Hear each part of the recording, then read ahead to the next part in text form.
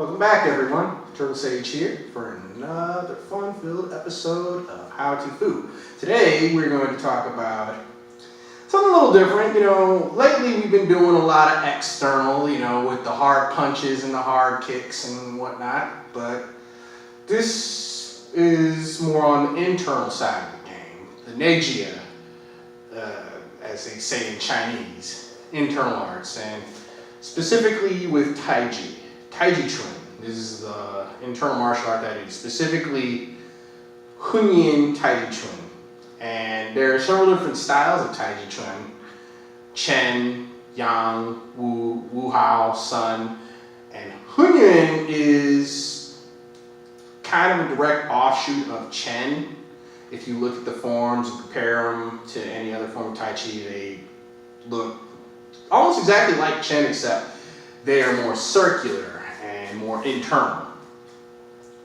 Whereas Chen, Orthodox Chen, is more to the point. But, tomato, tomato. Grandmaster Feng obviously knew what he was doing. He was, if you look at his videos, Feng Xichang, look him up, Hunyin Taijiquan, you'll see this man knows what he's talking about. And this brings us, speaking of which, he was most famous for his the power of his peng. And what is peng, really? Well, peng is like your energy in Taijiquan. Qi. Really, okay, what it is force. Like, okay, when you hit somebody, you feel the force of their punch, you use your peng to either divert it or get up under it, or basically play with it, neutralize it, as they say. Basically, this is your first exercise into learning how to feel energy, and thus, when you can feel it, you play with it, neutralize it, do whatever you want with it. And before you do that, usually, and this is usually associated with what is known as qigong. Qigong literally means energy work, like gong fu means hard work over time. So you start out by what is known as gathering. And so you reach out, inhale, expand your chest and your stomach, and bring it into your forehead, or what they call the third eye and whatnot. And you bring it down, let it flow across your body. You do this a couple of times, and there's different methods of doing that, and it's just bringing in fresh qi, because as we get older, we burn out energy.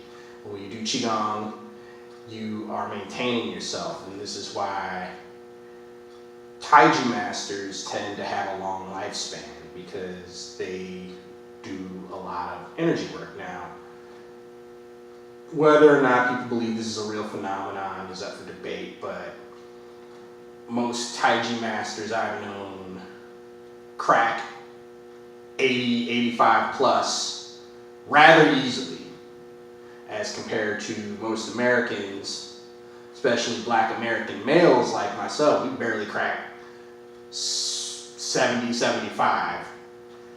So there's something to be said about that. Now, back to what I was saying, peng is also most associated with rising energy. So all Tai Chi forms usually start out with peng. And to develop your peng, an exercise that is good for doing is, for cultivating your peng, is standing meditation. And what is known as hugging the tree. And so if you look at it from the side profile, you notice my knees are bent. So look at my legs. Knees are bent, my hips and, meaning then my butt is tucked under my spine, and my arms are rounded out like I'm hugging a tree, and they're lining up with my knees. So if I turn it this way, I practice this, and it helps. And I also keep my back straight, keep my tongue on the roof of my mouth. Inhale, exhale, chest expands and contracts, and I slowly sink. I relax all the muscles in my body. This also teaches you how to relax. And so you do this to a point where over time you discover the interplay between your legs and your waist and your arms. And now with Tai Chi, you'll notice that it's all about the legs and the waist. Just like boxing. Well, Tai Chi is boxing. Tai Chi is also wrestling. Now, you look at my feet, right? If I do a move, so if I do like single arm circle, you notice the interplay between my legs and waist. And you never want to go past your knee.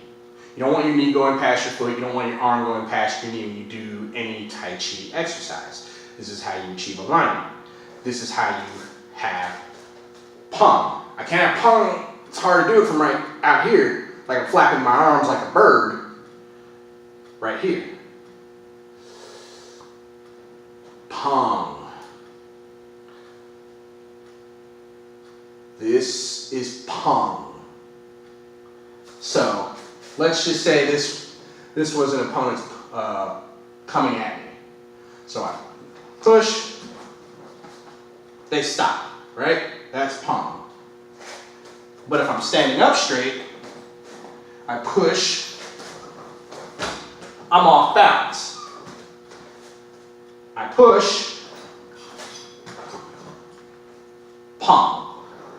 My back is straight, my knees are bent, hips tucked, because if I'm bending over, that's a good way to get tossed. This is peng. It's good to practice this on a heavy bag, and if you practice this with an opponent, you feel their force coming in. You divert their force back into the earth. That is peng, and that has interplay with defense, offense, punching, and grappling. So practice that. Practice your standing meditation, hugging the tree, and be water, get stronger, learn more. Turtle Sage signing out.